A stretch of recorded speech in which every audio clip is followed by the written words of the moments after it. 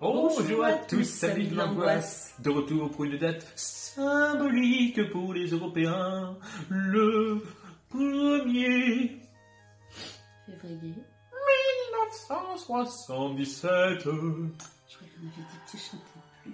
Ouais, je sais, j'arrive pas à m'en passer. Une date Désolée. symbolique parce qu'elle va nous permettre de parler d'un réalisateur européen, italien qui plus est, et clairement l'un des meilleurs, qui doit se battre avec Lucio Fulci. Bon, du coup, vous savez de qui on parle. Dario Argento. En plus d'avoir un nom qui pète sa classe, eh bien Dario Argento a une vie très intéressante sur laquelle on va revenir. Et évidemment, on reviendra sur le 1er février 1977, qui, si vous ne le savez pas, représente sûrement un des plus grands films de sa carrière. En tout cas, qu'il a fait connaître. Allez, retour dans le temps. Suspiria est donc un film d'horreur italien réalisé par Dario Argento et sorti le 1er février 1977. C'est le premier volet d'une trilogie assez célèbre, la trilogie des Trois Mers, qui justement se composera de Suspiria, puis d'Inferno en 1980 et beaucoup plus tard le dernier Mother of Tears en 2007. Par une nuit d'orage, Suzy Banner, une jeune étudiante américaine, atterrit à Fribourg pour intégrer l'une des meilleures académies de danse du monde. Après moult péripéties et un refus d'entrer dans l'école pendant la nuit, Suzy va intégrer l'école le lendemain matin. Malheureusement, elle apprend que 2 étudiantes ont été assassinées, sauvagement. Face à ces événements, Suzy va être contrainte d'élucider ce mystère tournant autour d'une légende locale affirmant que le lieu a été édifié plus d'1 siècle avant pour servir de demeure à une sorcière surnommée la Reine Noire. Suspiria est inspiré du passage du livre Suspiria de Profundis, on a ajouté des Profundis, du britannique Thomas Quinsley. Celui-ci évoque un rêve qu'il aurait fait sur 3 sœurs. Mater Suspirium.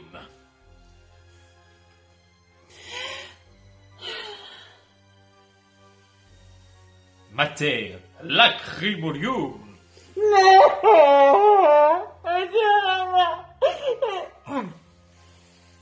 Mater Tenebrerum. Qui c'est qui était à la lumière? Je savais bien que le noir t'allait. Et autant vous dire que ces 3 sœurs ont des antécédents. Elles font penser également beaucoup aux 3 grâces de la mythologie gréco-romaine. C'est étonnant qu'il y en ait une qui ne réagisse pas. En 2007, Dario Argento dit dans le journal Télérama avoir, avec Suspiria, voulu mélanger les contes de Walt Disney et des frères Grimm avec la violence de l'exorciste. Eh oh, on enfonce la sorcière dans le fourneau. Ta ta ta ta, eh oh, en plus on a une maison en gâteau. Alors là, je suis pas sûre de le connaître, ce conte-là. Dario Argento, vouant une admiration inégalable au génie qu'était Mario Bava, il l'a souvent dit qu'il s'en était inspiré dans bon nombre de ses films. Le film Suspiria représente son premier tournant vers l'univers du cinéma fantastique. Lui qui était reconnu pour ses giallo, mais ça se dit pas un mot pareil. Enfin bref. Notre réalisateur souhaitait à la base tourner dans un pensionnat pour enfants de 8 à 12 ans. Néanmoins, son père, qui était alors producteur du film, Salvatore Argento, eh bien, il n'a pas vu de la même façon. Il se disait que les distributeurs, face à des acteurs aussi jeunes, auraient mis des interdictions qui auraient de toute façon empêché au film d'être vu en salle, voire même d'être vu tout court. Suspiria possède une esthétique très particulière que Dario Argento qualifiera de baroque. C'est d'ailleurs un des derniers films à avoir été tourné en Technicolor. Le but était de pouvoir réaliser un travail très minutieux sur les couleurs primaires. On va s'intéresser à Dario Argento. Évidemment, c'est un réalisateur et c'est un peu sur lui qu'est basé sur la vidéo, Suspiria n'étant qu'une date préférentielle. Il est né le 7 septembre 1940 à Rome. Rome, le Colisée, la belle ville, tout va bien. Il est donc le fils de Salvatore Argento, qu'on a cité un peu avant, qui n'est autre qu'un grand producteur de l'époque, et également de Madame Elde Luscardo, sa mère, qui est une photographe de mode brésilienne. Depuis qu'il est tout jeune, Dario Argento est fasciné par le cinéma, au point qu'il veut arrêter le lycée. Mais ses parents entendent son attachement et son père l'envoie en France pour apprendre la langue. Sacrée punition. Et donc, il écumera toutes les cinémathèques françaises et il vivra de petits boulots de plongeur. Attends, tu trouves que c'est pas une punition d'apprendre le français? T'as vu la gueule du français à apprendre? Ma perso, moi, ça me punit d'apprendre l'italien, donc voilà. Ouais, c'est donnant. J'étais en train de filmer, là. Oui. Film. Voilà. À son retour en Italie, Dario Argento va travailler comme critique pour divers journaux romains comme le Paese Sera. Ma Sera, faut que j'arrête de chanter dans les vidéos. La loose. C'est durant cette période qu'il va se trouver un talent d'écriture et va décider de devenir scénariste. Merci. Enfin, on va rentrer dans le vif du cinéma. En 1967, Dario Argento écrit beaucoup de scénarios. Du western, des films de guerre et 3 scénarios pour Umberto Lenzi. La Légion des damnés, L'avion de l'Apocalypse et Cannibal Ferox. En 1969, Bernardo Bertolucci lui demande de venir écrire pour un film, pas un petit film. Il était une fois dans l'Ouest.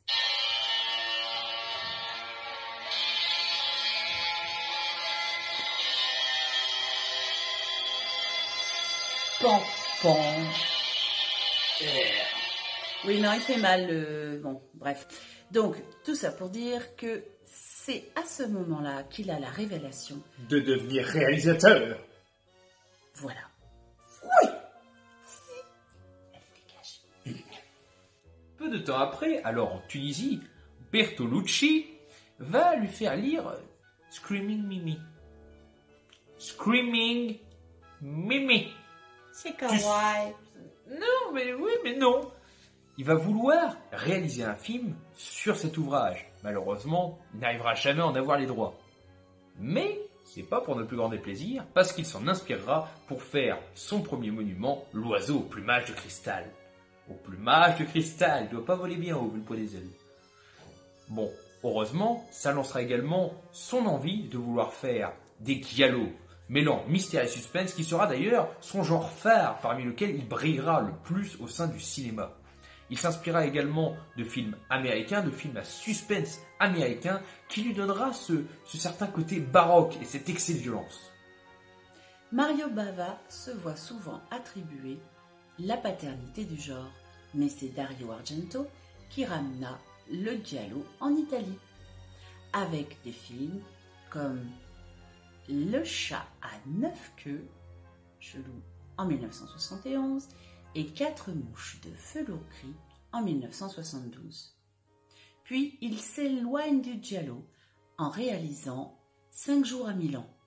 Mais la critique est mauvaise. Et il revient au thriller en 1975 avec Les frissons de l'angoisse. Et ce film sera considéré comme le meilleur giallo jamais réalisé. Les frissons de l'angoisse apportera une reconnaissance internationale à Dario Argento. Ce sera également les débuts d'une grande collaboration qu'il aura avec le groupe de rock progressif Goblin. Le groupe, hein, pas la BD, là, tu pètes littéralement le mythe du groupe sinon. Donc un groupe qui va beaucoup adorer, mais il n'y aura pas que ça. Il y aura également une naissance importante qu'il aura avec sa femme, Daria Nicolodi, qui est celle de sa fille Asia Argento. Une fille d'ailleurs qui aimera le cinéma autant que son papa, car elle jouera dans bon nombre de ses films, tels que Trauma, Le syndrome de Stendhal, ou encore la remix, le remake à la sauce italienne du Fantôme de l'Opéra. Suspiria sort en 1977 et marque pour Dario Argento la période surnaturelle.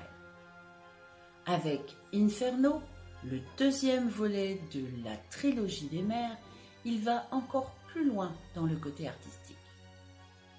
Il retourna au giallo en 1982 avec Ténèbres. Puis, en 1985, avec l'excellent Phénoména, il mélangera le giallo avec le surnaturel. En 1987, Dario Argento nous sort un grand film pour moi, Opéra.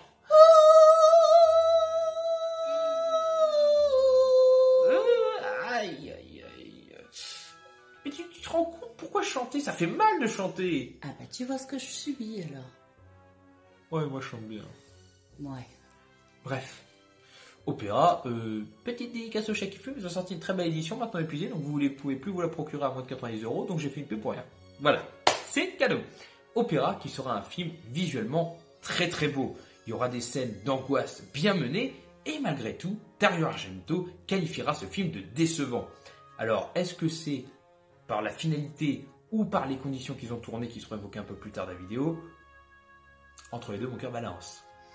En 1993, il sortira un autre film, Trauma, film qui n'aura pas un très grand succès. Suivront en 1998 également une nouvelle version du fantôme de l'opéra sauce Dario Argento. Non, ne chante pas, c'est fantomatique, on ne chante pas. De toute façon, il fait de l'orgue, il chante pas, il fait de l'orgue. Je n'ai pas d'orgue ici.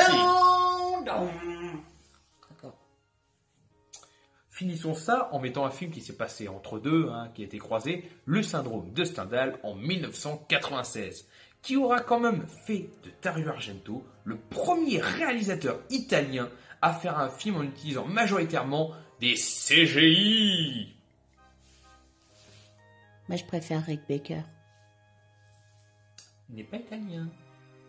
Ah oui. Donc voilà, s'il y a la définition là qui doit s'afficher de CGI, parce que bon... le numérique par ordinateur, si vous préférez. Je fais des gestes avec mes mains. Oh oui. En 2001, Dario Argento retourne au giallo avec son film Le sang des innocents. Il continuera dans la même veine avec Card Player, qui sera malheureusement un échec commercial. Puis il tourne pour la télé la série Aimez-vous Hitchcock, ainsi que 2 épisodes des Maîtres de l'horreur. Il sortira en 2007 le 3e volet de la trilogie des Trois Mers, qui en plus avait été commencé 30 ans plus tôt avec Suspiria, à savoir Mother of Tears. Le film représentera beaucoup pour Dario Argento.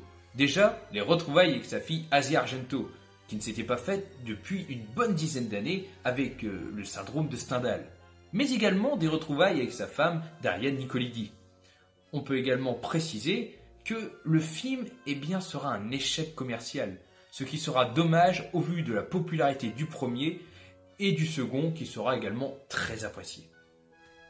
Et voilà, j'espère qu'on vous aura suffisamment parlé du grand monsieur Dario Argento. On ne pouvait pas te dire, comme d'habitude, sa vie était trop riche. J'espère qu'on a dit l'essentiel. Mais on pourra encore titiller votre curiosité avec quelques anecdotes fort sympathiques sur le monsieur. Eh bien, par exemple, le film Le fantôme de l'opéra est considéré comme maudit. Pendant la production du film, à la Scala se déroulait Macbeth de Verdi. Voilà, si vous êtes cinéphile et que vous détestez le théâtre, même si je suppose que vous connaissez, Macbeth de Verdi au théâtre, c'est Poltergeist au cinéma. C'est ça, c'est ça porte la poisse. Le lapin dans le bateau, quoi. Enfin bref. C'est ça. Donc, les comédiens et l'équipe ont subi tout au long de la production des incidents mineurs. Dario Argento a perdu son père pendant cette période et ses relations avec sa compagne, Daria Nicolidi, merci, se sont envenimées et voilà. Enfin bref, le film est maudit pour tout le monde, en tout cas pour tous ceux qui l'ont réalisé et joué. C'était une très mauvaise expérience de Dario Argento, mais malgré tout, partons sur un point positif. Dario a fait des choses exceptionnelles. En 1978, il va collaborer avec George Romero, il va co-scénariser sur le film Zombie. Film cultissime dont il s'occupera d'ailleurs de la sortie pour la version européenne. George Romero, forcément, il a regardé l'américaine, les deux ayant des censures différentes selon les pays. Bien sûr. Également, en 90, il co-réalisera le film Deux yeux maléfiques, film à sketch de mémoire, basant, disons, son histoire sur les écrits d'Edgar Allan Poe. Faut absolument que je le vois du coup. Bah oui. Mais également, il scénarisera, il créera le scénario de deux films exceptionnels, à savoir Démon en 85 et Démon 2 en 86, qui ne sont autres que des films réalisés par le fils de celui qui l'idolâtrait, Lamberto Bava, le fils du célèbre Mario Bava. Lui-même. Et oui, et rien que ça. Enfin bref, donc, vie riche, homme extraordinaire, il a 80 ans aujourd'hui, et on a l'impression que sa vie, elle était tellement remplie qu'il y avait plusieurs vies, quoi. Voilà. C'est ça. Sa vie, elle est coupée comme c'est genre, dialogue, surnaturel. C'est ça. Chaque épisode. Chaque épisode est une nouvelle vie, chacun de ces films est une nouvelle expérience, et Dieu sait que c'est un bonheur de les visionner, voire de les revisionner, redécouvrir des choses qu'on aurait ratées. Voilà, on espère justement vous avoir donné envie de vous renseigner, de regarder les films, parce que c'était un grand monsieur, mais c'était un grand monsieur avec beaucoup de talent, c'était pas, il l'est toujours. Mais bon. Il réalise plus. Il réalise plus, voilà. Donc, eh bien, si ça vous a plu, n'hésitez pas à nous le dire. Si vous avez des anecdotes qu'on n'a pas évoquées là, et donnez-les-nous, tout à fait. C'est toujours intéressant, on aime bien échanger là-dessus. Exactement. Et puis, vous connaissez la chanson, likez, gna gna gna, enfin bref. Donc, allez, tchuss! Crevez tous. Oh, purée. J'ai du corps, j'ai du timbre et j'ai une voix d'ange. T'as une voix de crécelle, ouais. Allez, tchuss.